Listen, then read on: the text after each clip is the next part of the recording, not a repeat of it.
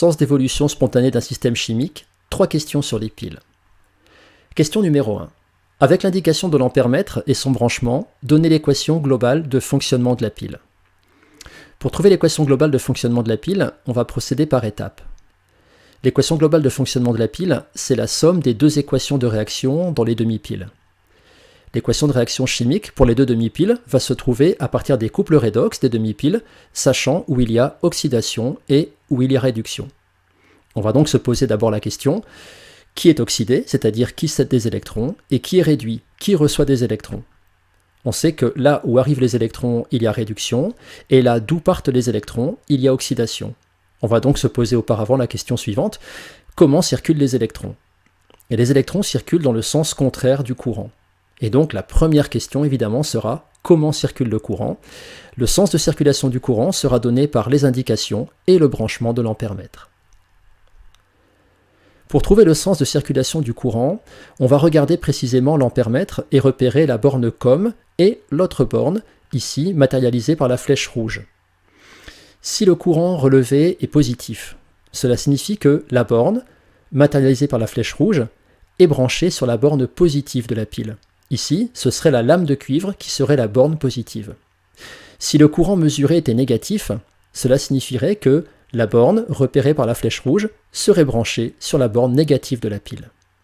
Ici, la lame de cuivre, c'est la borne positive, donc la lame de zinc sera la borne négative. À partir de là, on peut trouver le sens de circulation du courant hors de la pile. Hors de la pile, c'est-à-dire dans la résistance et ici dans l'ampèremètre, le courant circule de la borne positive vers la borne négative. Les électrons, eux, vont circuler dans le sens contraire. Les électrons vont toujours de la borne négative vers la borne positive. Sur ce schéma, les électrons circulent dans le sens contraire des aiguilles d'une montre. On retiendra que, dans le pont salin, les ions négatifs vont circuler dans le même sens que les électrons. Ici, par exemple, si on avait des ions chlorure dans le pont salin, on écrirait que les ions chlorure circulent dans le même sens que les électrons. A l'inverse, les ions positifs dans le pont salin vont dans le sens contraire. Ici, par exemple, ce seraient des ions potassium. Identifier l'anode et la cathode. Pour identifier l'anode et la cathode, il faut toujours repérer le sens de circulation des électrons. Ici, les électrons vont quitter la lame de zinc. Les électrons sont cédés, il y a donc oxydation. La lame de zinc constitue l'anode. Oxydation et anode commencent tous les deux par deux voyelles. De l'autre côté, les électrons vont arriver sur la lame de cuivre. Ici, les électrons sont captés, il y a donc réduction. La lame de cuivre et la cathode, ces deux mots commencent par deux consonnes. Écrire l'équation globale de fonctionnement. Pour la demi-pile de gauche, on a les électrons qui arrivent sur la lame de cuivre. Donc ces électrons sont gagnés. On va les écrire à gauche de la flèche de l'équation. Pour la demi-pile de droite, les électrons sont cédés, ils sont perdus. On les mettra donc à droite dans l'équation. Si on revient sur la demi-pile de gauche, elle met en jeu le couple d'oxydoréduction Cu2+, Cu. Pour savoir dans l'équation où on place Cu2+, et où on place Cu, on retient simplement que de chaque côté de la flèche, on doit avoir une égalité en termes de charge globale. Comme le cuivre est neutre et que les ions Cu2+ sont positifs, la seule façon d'avoir une égalité au niveau des charges, c'est d'associer les ions positifs avec les électrons négatifs et de mettre Cu de l'autre côté de la flèche. Évidemment, on va ajouter à Cu2+, 2 électrons pour obtenir la neutralité. De la même manière, quand on va dans la demi-pile de droite associer Zn2+, et Zn dans l'équation de fonctionnement, on mettra Zn2+, du côté des électrons et Zn tout seul, de façon à avoir, en ajoutant 2 électrons à Zn2+, la neutralité de chaque côté de la flèche. Pour écrire l'équation globale de fonctionnement, on va repérer les deux réactifs. Il s'agit de Cu2+, et de Zn. On les mettra donc dans l'équation globale à gauche de la flèche. On vérifie bien que dans les deux équations de fonctionnement des demi-piles, on a le même nombre d'électrons échangés. À partir de là, on peut additionner ces deux équations et on obtient l'équation globale de fonctionnement de la pile. Dans les exercices sur les piles, on a très souvent les questions suivantes. On donne les quantités de matière de réactifs consommées pendant que la pile fonctionne, par exemple ici NCU2+, et NZN consommées, et on demande quelle est la quantité d'électricité Q débitée pendant que la pile fonctionne. Cette quantité est à relier à l'intensité du courant et à ΔT la durée de fonctionnement de cette pile. A l'inverse, on peut donner cette quantité d'électricité Q, ou bien l'intensité du courant débité pendant une durée ΔT, et demander quelles sont les quantités de matière de réactif consommées. Quoi qu'il en soit, il faudra toujours passer par le nombre de moles d'électrons circulés pendant que la pile fonctionne. Par exemple, on prend une pile d'équation globale de fonctionnement, Ag plus Ni donne Ag plus Ni de plus. On connaît les quantités de matière initiale des deux réactifs, le nickel et les ions argent. Et on demande quelle est la capacité électrique de la pile. En fait, ce qu'on demande, c'est de calculer Qmax, la quantité d'électricité maximale délivrée par la pile jusqu'à ce qu'un des deux réactifs soit épuisé. Qmax est donné par N- maximal circulé fois Na, le nombre d'Avogadro, fois E, la charge élémentaire. Il faut donc trouver le nombre de moles d'électrons maximal circulé pendant que la pile fonctionne. Mais pour trouver cette quantité de matière, il faut d'abord trouver le réactif limitant. Ici, c'est Ag+, car le nombre de moles initial d'Ag+, divisé par 1 est inférieur au nombre de moles initial de Ni divisé par 1. Les coefficients 1 viennent de l'équation globale de fonctionnement. Devant Ag+, et Ni, il y a un coefficient 1.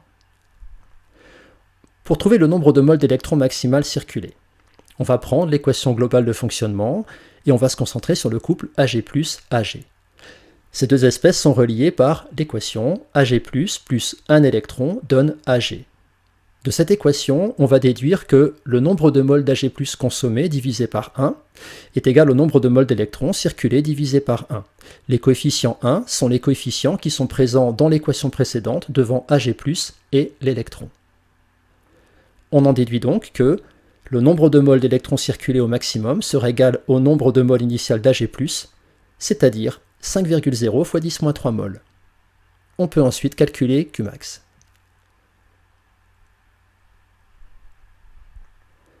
Autre question. On garde la même pile avec la même équation globale de fonctionnement. Cette fois-ci, on connaît l'intensité du courant délivré et la durée de fonctionnement. On donne le volume des demi-piles et on donne aussi la masse molaire du nickel. On demande, pendant cette durée de fonctionnement, quelles sont les variations de masse et de concentration des réactifs. Les réactifs sont Ag+, et Ni. La variation de masse de Ni est donnée par le nombre de moles de Ni consommés fois la masse molaire de Ni. La variation de concentration des ions Ag+, est donnée par le nombre de moles d'Ag+ consommés divisé par V. Ici, V représente le volume de la demi-pile, c'est-à-dire le volume de liquide présent dans le bécher dans lequel on a constitué la demi-pile Ag+, Ag. On va d'abord calculer Q, la quantité d'électricité débitée pendant les 3 heures de fonctionnement. Q est donné par I fois ΔT. Et pour calculer Q, on va convertir bien sûr les milliampères en ampères et les 3 heures en secondes. On obtient un résultat qu'on va donner avec 2 chiffres significatifs. Ensuite, on va calculer le nombre de moles d'électrons circulés pendant la durée de fonctionnement de cette pile, et cette quantité va se déduire bien sûr de l'expression générale Q égale N- circulé fois Na fois E.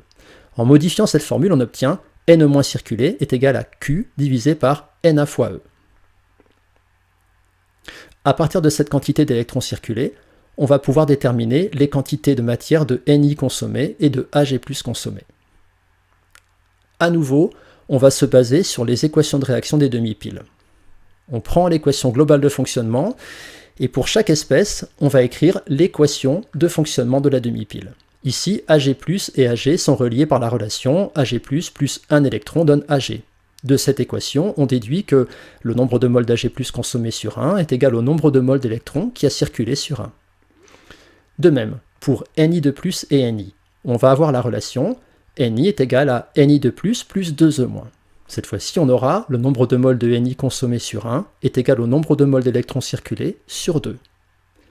À partir de là, on va pouvoir calculer le nombre de moles de Ni consommé qui est égal à N- sur 2, et on pourra calculer le nombre de moles d'Ag+ consommé égal à N- sur 1.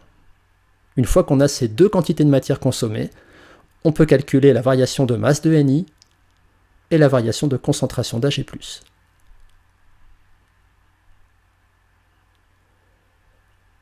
Voilà, cette vidéo est terminée. Je vous conseille de la regarder à nouveau à plusieurs reprises pour bien mémoriser ces différentes façons de répondre.